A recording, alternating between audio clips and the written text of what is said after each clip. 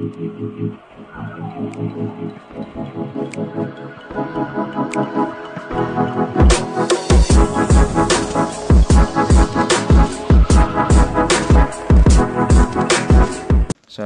warahmatullahi wabarakatuh. Pada video ini saya ingin mengajak teman-teman untuk berlatih menghadapi tes psikotes, di mana di sini saya mempunyai 15 soal yang terdiri dari 5 soal sinonim, 5 soal antonim, dan 5 soal analogi. Nah, sebelum nanti saya memberikan jawaban, teman-teman jawab dulu. Saya berikan waktu satu soal 5-10 detik.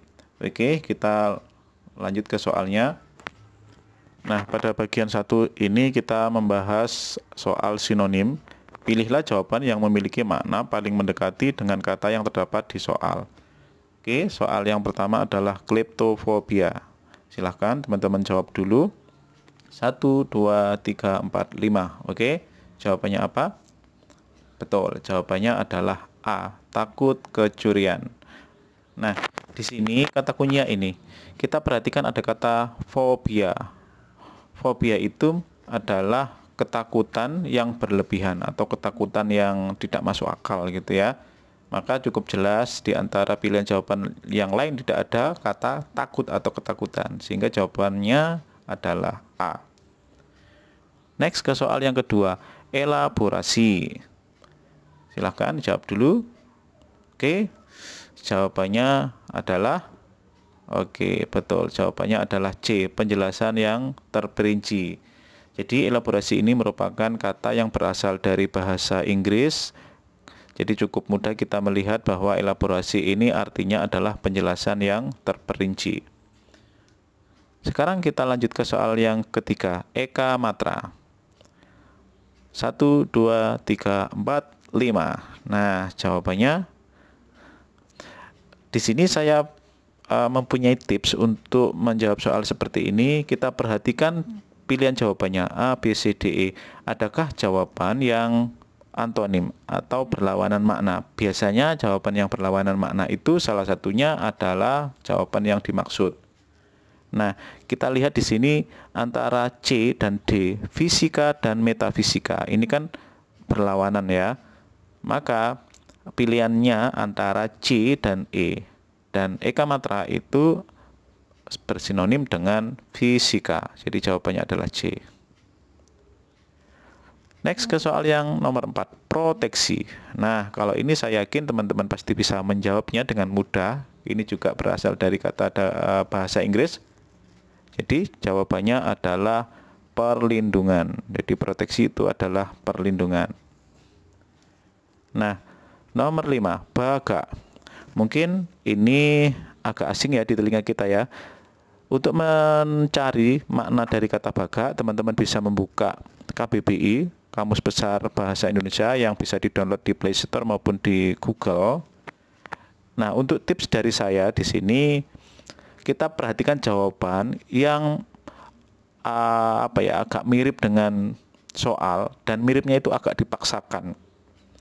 Misalkan jawaban A, baga, bergaya gitu ya.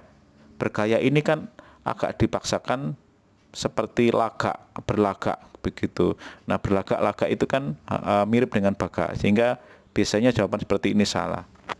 Kemudian nama burung. Nama burung ini juga dikaitkan dengan ini, baga. Apa nama burung? Yaitu burung gagak. Nah, seperti itu. Itu juga jawaban-jawaban yang menipu. Kemudian seperti halnya soal nomor 3 tadi, salah satu tipsnya adalah kita perhatikan apakah ada pilihan yang berantonim. Nah, di sini ada penakut dan di sini pemberani. Bisa jadi ini salah satunya adalah jawabannya, dan ternyata jawabannya memang benar, yaitu baga itu adalah pemberani. Nah, soal berikutnya adalah soal antonim. Pilihlah jawaban yang memiliki makna berlawanan dengan kata yang terdapat di soal.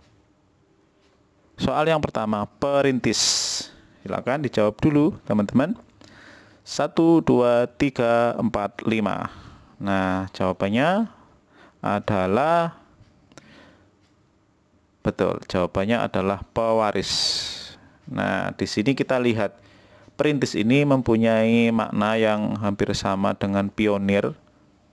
Nah, ini juga pionir, pembawa, pendahulu, itu juga hampir-hampir mirip ya. Sehingga di sini lawannya adalah pewaris, di mana pewaris ini adalah mewarisi dari yang sudah dirintis sebelumnya, seperti itu. Oke, kita lanjut ke soal nomor 7. Gegai. Gegai ini, nah di sini juga kita bisa memperhatikan pilihan jawaban, apakah ada jawaban yang berantonim. Kalau ada, kemungkinan itu merupakan salah satu jawaban yang benar. Meskipun tidak harus selalu seperti itu ya tentunya ya.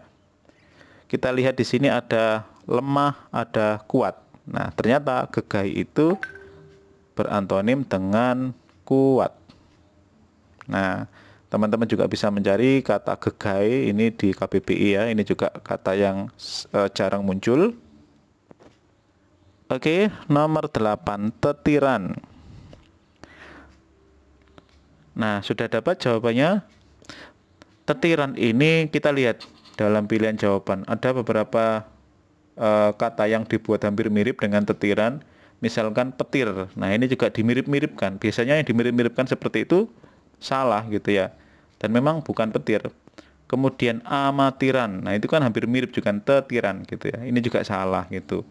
Kemudian kita lihat ada dua pilihan yang berantonim, asli, palsu, sehingga di sini kemungkinan antara B dan E merupakan jawabannya, dan ternyata jawabannya adalah A.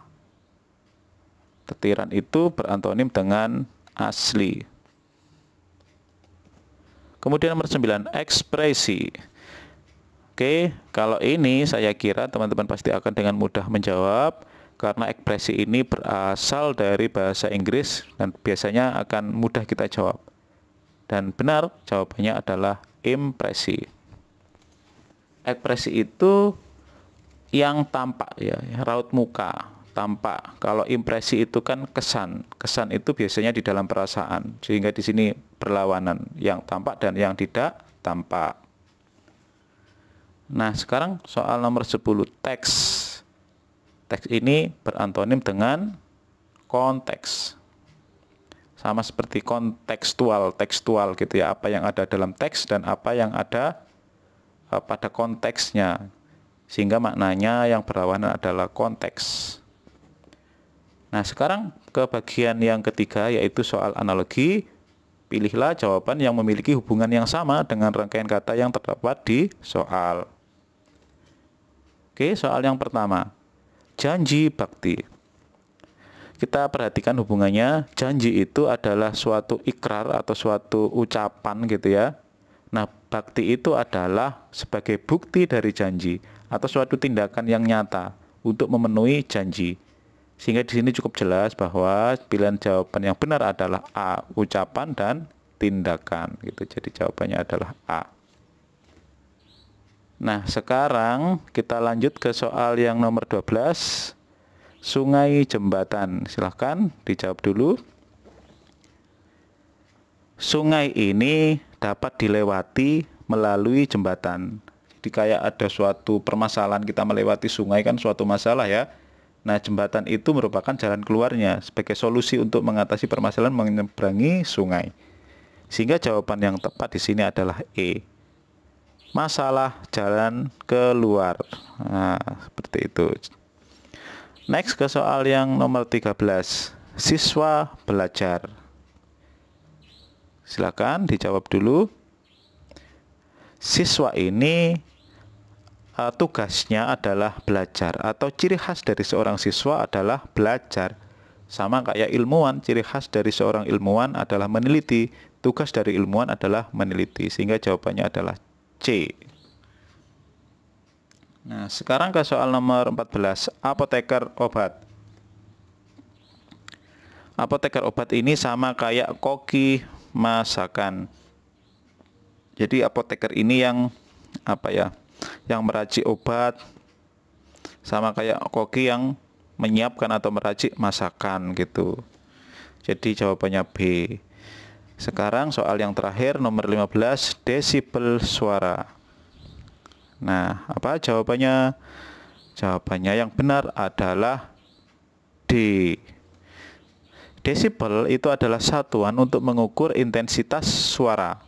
Sama kayak volt. Volt itu adalah satuan untuk mengukur tegangan listrik. Seperti itu.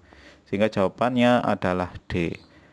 Oke, teman-teman, sampai di sini semoga video ini bermanfaat. Saya akhiri. Assalamualaikum warahmatullahi wabarakatuh.